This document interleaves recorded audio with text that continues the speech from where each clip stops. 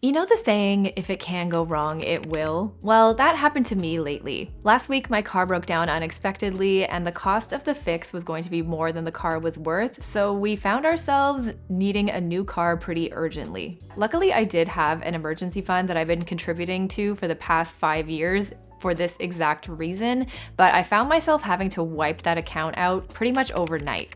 So needless to say, I am in need of a bit of a financial reset. So in this video, I want to share with you the exact systems and habits that I'm using to reset my finances and rebuild my savings fund, all without relying completely on willpower or having to live as cheaply as possible. Essentially, I'm putting myself on a low buy. These are actually the same systems that I used to pay off over $80,000 of student loan debt and overcome a compulsive shopping addiction in less than 3 years, so I know this works.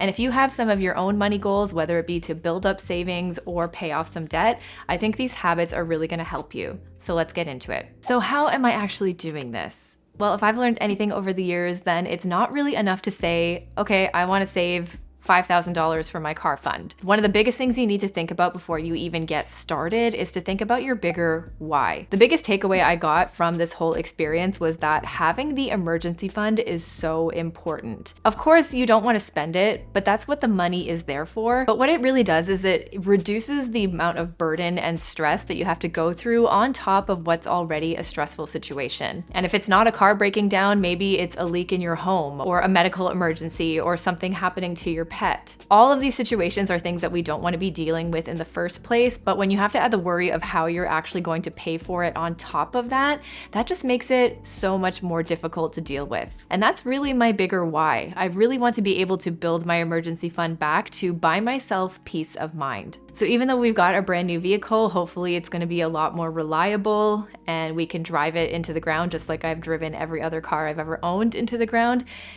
Eventually down the line, I know we're going to need a new car even after this one, and I want to be ready. The next thing I'm going to be doing is making it obvious. This and pretty much every other habit and system that I've ever built in my life, whether it be through finance, health and wellness, even my personal style, all really stems from the principles from the book Atomic Habits. It is one of my #1 favorite reads. I read that book twice a year. Not sponsored, it's just a really great book. But one of the first principles in any habit change or system that you're trying to build is to make it obvious. So I'm going to make tracking my savings progress really difficult to ignore. I kind of already do this through budgeting every day and tracking my spending. All I do is anytime I either get paid or spend any money is go straight to my budget and update it. But I really love to do this because it keeps my goals top of mind and I can see in real time if I'm making progress. But if I'm not staying on top of my money, tracking my spending, or paying attention to how much is going where and why, then it's going to be really difficult to reach that goal. The next thing I'm going to do is make it easy. And when it comes to your money, whether you're trying to build up savings, pay off debt, or reach a financial goal, is to put it on autopilot. With my car fund, I automated my savings every single month. So every time I got paid, a certain amount of money went right into the savings fund without me even having to think about it. And I also made sure to put this money in an account in a separate bank so that I was just less tempted to use it. But this is probably one of my favorite tips because not only does it reduce the friction and mental gymnastics that can happen with money when you get paid, if you're doing it manually, suddenly you can start thinking about other places that money could go, or maybe I can put it here, or oh, actually now I can buy this. And you start to have an internal debate with yourself.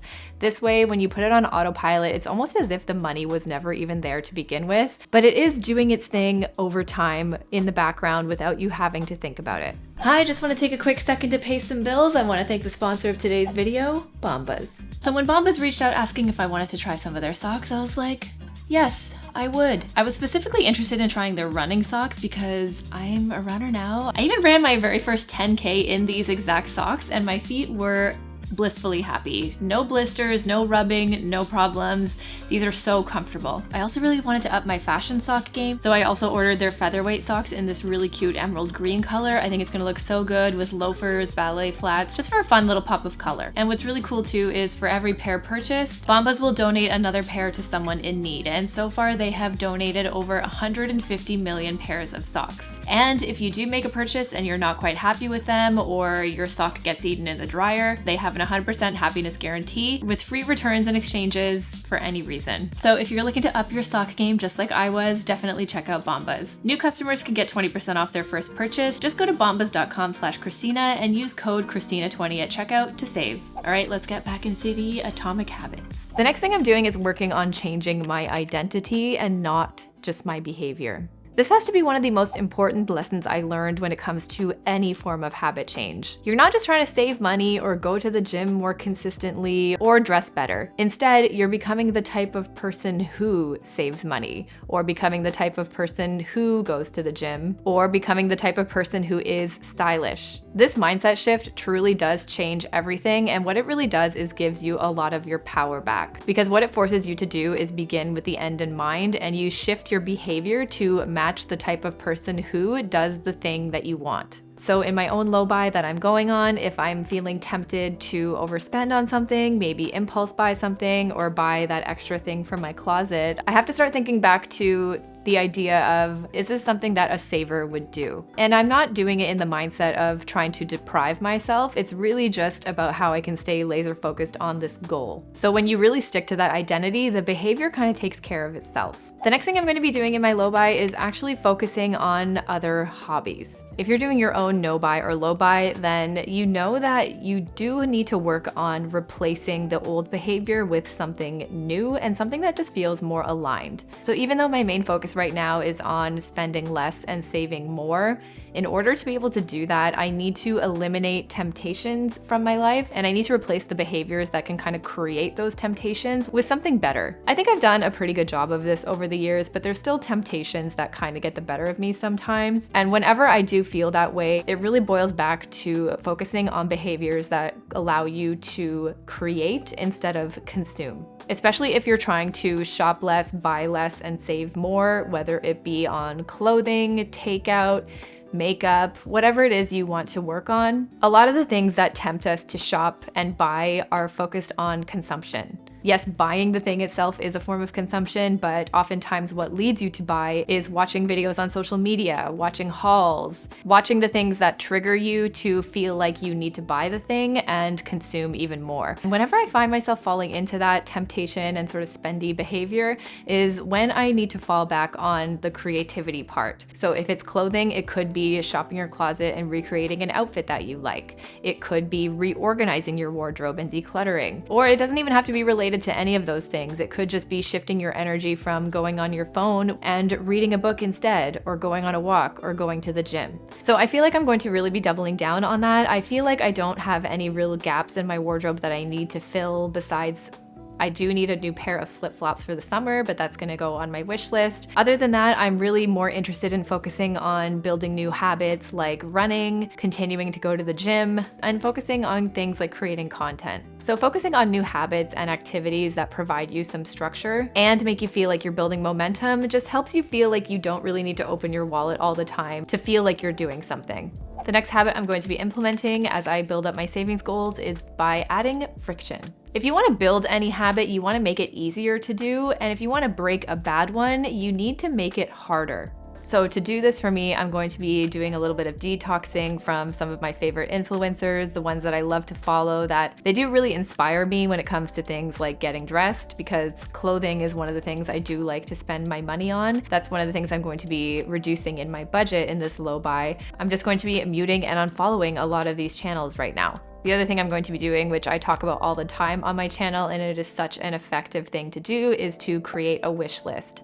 I actually don't have much on my wish list right now. Like I said, it's just like a pair of flip-flops that I need to buy. But what it does is it just kind of puts that energy somewhere and really just helps prevent buying the thing the moment that you see it. And the final thing I'm going to be working on is making all of these habits satisfying. Sometimes it's really easy to put things on autopilot and just kind of go about your day, but I do think it's important to add little rewards in, and just kind of remind yourself of why you're doing the things that you're doing. And you don't have to reward yourself with anything physical or anything that actually costs money. For example, whenever I finish up a skincare product, because I'm doing a project pan with my skincare and makeup this year, I'm just focusing on using it all up before I need to buy anything new. I find fewer things more satisfying than finishing up a product. So turning the idea of not buying something or using something up into a bit of a game kind of makes it fun. Same with things like shopping your closet, or reframing the idea of, if I see something that I really want, yes, I'm going to put it on a wish list, but almost turning it into a bit of a challenge, like, okay, I like this and I would love to have it, but what do I own already? Kind of spending that time trying to find a piece in your wardrobe that could play the same role and create those dopamine hits from yourself and from those little challenges can be a lot of fun and just helps you reach your goal in the long run. So those are some of the money systems and habits that I'm going to be implementing in my own little no-buy to rebuild my savings fund.